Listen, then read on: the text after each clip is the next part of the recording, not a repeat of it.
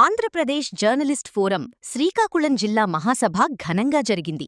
శ్రీకాకుళం నగరంలోని జడ్పీ సమావేశ మందిరంలో జరిగిన ఈ కార్యక్రమంలో జిల్లా వ్యాప్తంగా ఉన్న జర్నలిస్టులు పాల్గొన్నారు.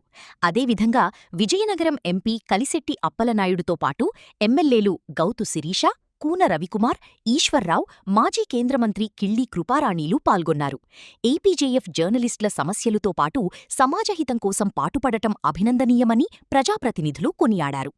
జర్నలిస్టుల న్యాయపరమైన సమస్యల పరిష్కారానికి మా వంతు పూర్తి సహాయ సహకారాలు అందిస్తామని ప్రజాప్రతినిధులు పేర్కొన్నారు.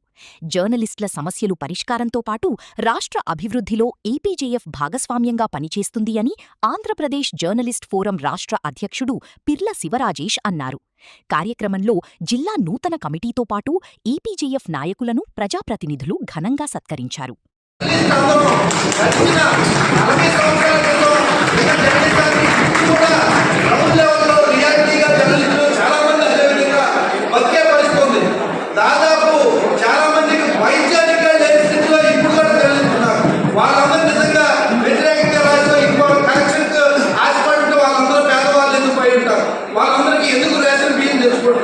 అయితే ఒకరు ఇద్దరు సంపాదించి ఒకరు ఇద్దరు ఏదో వాళ్ళకున్న పరిధిలో వాళ్ళు సొంతగా రాశారని నేను అన్ను.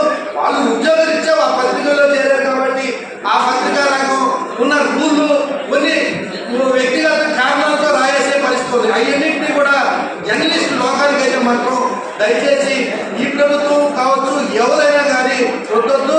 అయితే వ్యక్తిగతంగా జర్నలిస్టులు అందరూ కూడా సామాజిక దృక్పథంతోనే ఎంతో కొంత నష్టపోయావు అని ఇంటి పక్కన జరిగిన అన్యాయాన్ని కనీసం 10 మందికి చూపించాలనే ఉద్దేశంతోనే ఈ వృత్తిలో వస్తారని నేను పూర్తిగా నమ్ముతున్నాను. అందరూ గడిచిన 40 సంవత్సరాల క్రితం జర్నలిజాన్ని కూడా గ్రౌండ్ లెవెల్లో రియాలిటీగా జర్నలిస్టులు చాలా మంది అదేవిధంగా బతికే పరిస్థితి ఉంది. దాదాపు చాలా మందికి వైద్యానికి లేని స్థితిలో ఇప్పుడు కూడా జర్నలిస్తున్నారు. వాళ్ళందరూ నిజంగా వ్యతిరేకంగా రాసిన ఇంకో కరెక్షన్ ఆశపడుతూ వాళ్ళందరూ పేదవాళ్ళు ఎందుకు పోయి ఉంటారు. వాళ్ళందరికీ ఎందుకు రేషన్ బియ్యం తెచ్చుకుంటున్నారు. అయితే ఒకరు ఇద్దరు సంపాదించి ఒకరు ఇద్దరు ఏదో వాళ్ళకున్న పరిధిలో వాళ్ళు సొంతగా రాశారని నేను అన్ను.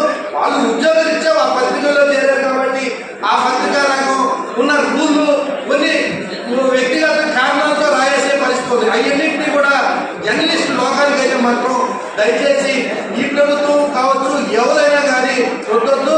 అయితే వ్యక్తిగతంగా జర్నలిస్టులు అందరూ కూడా సామాజిక దృక్పథంతోనే ఎంతో కొంత నష్టపోయావు అని ఇంటి పక్కన జరిగిన అన్యాయాన్ని కనీసం 10 మందికి చూపించాలనే ఉద్దేశంతోనే ఈ వృత్తిలో వస్తారని నేను పూర్తిగా నమ్ముతున్నాను.